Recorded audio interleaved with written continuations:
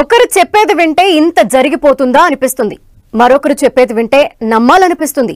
నిజమే కదా అని ఆలోచన పుడుతుంది. ఎవరి మాట నమ్మాలో అసలు వాస్తవం ఏంటో మాత్రం అంతు చిక్కటం లేదు. అలా అని సమస్య కొలిక్కి రాదు. అన్యాయం జరిగిపోతుందని కార్మికులు, ప్రైవేటీకరణ ముచ్చటే లేదని కేంద్రం. ఇందులో ఎవరి వాదన నిజం? అంతా సమస్య పోయిందనుకున్న సమయంలో కార్మికులు మళ్లీ ఎందుకు రోడ్డెక్కుతున్నట్టు? ఆందోళనలకు కారణమేంటి? విశాఖ ఉక్కు చుట్టూ రాజకీయ ఉచ్చు బిగుసుకుందా? ఆంధ్రుల హక్కు విశాఖ ఉక్కు ఏం కాబోతోంది?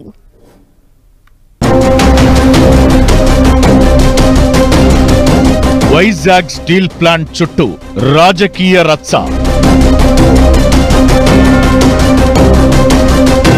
ప్రైవేటీకరణ లేదంటూ తెర వెనక వ్యవహారమేంటి?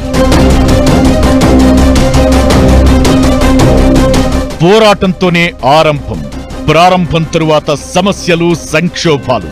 ఇవన్నీ వైజాగ్ స్టీల్ ప్లాంట్ హిస్టరీలో కామన్.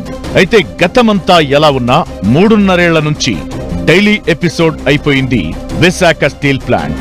పెట్టుబడుల ఉపసంహరణ, ప్రైవేటీకరణ అంటూ కేంద్రం లీకులివ్వడంతో ఉద్యమ సెగ రాజుకుంది. 3.5 ఏళ్లుగా విశాఖ ఉక్కు పరిరక్షణ ఉద్యమం సాగుతోంది. ధర్నాలు, రాస్తారోకోల్లో అప్పుడప్పుడు బ్రేకులు పడుతున్నా ప్రైవేటీకరణ దిశగా ఈ అంశం తెర మీదకొచ్చినా మళ్లీ రోడ్డెక్కుతున్నారు కార్మికులు. కొన్నాళ్లుగా అంతా సైలెంట్ గా ఉన్న స్టీల్ ప్లాంట్ వివాదం ఇప్పుడు మళ్లీ రచ్చకు దారితీస్తోంది.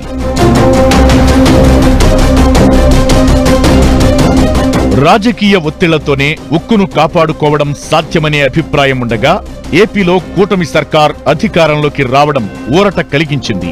ఇప్పటి వరకు నిర్ణయాలన్నీ ఢిల్లీ స్థాయిలో తీసుకోగా క్షేత్రస్థాయి పరిస్థితుల అధ్యయనం జరుగుతోంది. ఈ మధ్య కేంద్ర పరిశ్రమల శాఖ మంత్రి HD Kumaraswamy Vizag steel plant ను సందర్శించి ప్రైవేటీకరణ ప్రసక్తే లేదని ప్రకటించారు. ఆ తరువాతే కీలక డెవలప్మెంట్స్ జరుగుతున్నట్లు కార్మికులు ఆరోపిస్తున్నారు. స్టీల్ ప్లాంట్ ఉత్పత్తిలో కీలకమైన 2 బ్లాస్ట్ ఫర్నేస్లను ఇప్పటికే మూసివేశారు. ప్రస్తుతం ఒక బిఎఫ్ యూనిట్ లో ఉత్పత్తి జరుగుతుండగా మరోవైపు తెర వెనుక చర్యలు వేగవంతమయ్యాయి. వివిధ విభాగాల్లో కీలకమైన ఎగ్జిక్యూటివ్లు, టెక్నికల్ సిబ్బందిని ఎన్ఎండిసికి డెప్యుటేషన్ పై సాగనంపే కార్యక్రమం మొదలుపెట్టారు. ఛత్తీస్గఢ్ బస్తర్ అటవీ ప్రాంతంలో national mineral development corporation Nagarnar steel plant కోసం విశాఖపట్నం స్టీల్ ప్లాంట్ నుంచి టెక్నికల్ ఎక్స్పర్ట్స్ ను తరలించే ప్లాన్ జరుగుతోంది. నగర్నార్ ప్లాంట్ కు 500 మంది ఉద్యోగులను పంపించేస్తే ఇక్కడ కీలకమైన విభాగాలు క్లోజ్ అయ్యే ప్రమాదముందంటున్నాయి కార్మిక సంఘాలు. స్టీల్ ప్లాంట్ లో వివిధ విభాగాల్లో 30,000 మంది కార్మికులు ఉంటే ఆ సంఖ్య ఇప్పటికే 12,500 మందికి పడిపోయింది. సీనియర్ మేనేజర్ క్యాడర్ ఉద్యోగులు 200 మందికి పైగా రాజీనామా చేసి వెళ్లిపోయారు. నెలకు 20 మంది పదవీ విరమణ పొందుతున్నారు. ఆ పోస్టులన్నీ ఖాళీగా మిగిలిపోగా ఇప్పుడు 500 ఉద్యోగాలకు డెప్యుటేషన్ పేరుతో ఎసరు పెట్టింది. అత్యంత కీలకమైన బ్లాస్ట్ ఫర్నేస్, కోకోవన్, షిప్పింగ్, స్టోర్స్, ఆర్థిక శాఖల్లో ఎక్కువ ఉద్యోగులు కావాలని నగర్నార్ స్టీల్ ప్లాంట్ అడుగుతోంది. అంటే 15 ఏళ్ల సీనియారిటీ ఉన్న సిబ్బంది అక్కడికి వెళ్లిపోతే ఆ ప్రభావం కీలక విభాగాలపై పడే అవకాశముంది. మరోవైపు ఆర్థిక భారం తగ్గించుకునే ప్రయత్నంలో భాగంగా 4,000 మంది కాంట్రాక్టు కార్మికులను ఇంటికి పంపించేందుకు సిద్ధమైందని కార్మిక సంఘాలు చెబుతున్నాయి. మరో 2,500 మంది శాశ్వత ఉద్యోగులను వీఆర్ఎస్ పేరుతో వదిలించుకోవాలని చూస్తోంది. దీంతో విశాఖ ఉక్కును ప్రైవేటీకరణ చేసేందుకే ఈ సన్నాహాలు జరుగుతున్నాయనే అనుమానం వ్యక్తమవుతోంది. దీంతో మళ్లీ ఉద్యోగ సంఘాలు రోడ్డెక్కుతున్నాయి. స్టీల్ ప్లాంట్ ప్రైవేటీకరణ జరగదని, సెయిల్లో విలీనం చేసేలా నిర్ణయం ఉంటుందని కూటమి నేతలు చెబుతుండగా వైసీపీ, కార్మిక సంఘాలు మాత్రం ఈ మాటలను లెక్క చేయడం లేదు.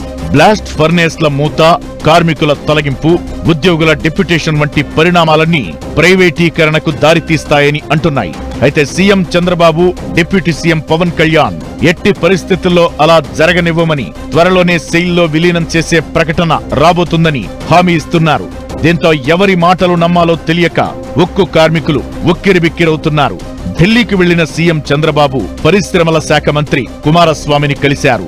త్వరలోనే స్టీల్ ప్లాంట్ గట్టెక్కేందుకు సెయిల్ విలీనం లేదా మైన్స్ కేటాయింపు లేదా ఇంకేదైనా కొత్త వార్త వస్తుందని కార్మిక సంఘాలు ఎదురు చూస్తున్నాయి. ఏదీ తెలవకపోయినా మరలా ఉద్యమం ఉవ్వెత్తున ఎగిసిపడే అవకాశమూ లేకపోలేదు.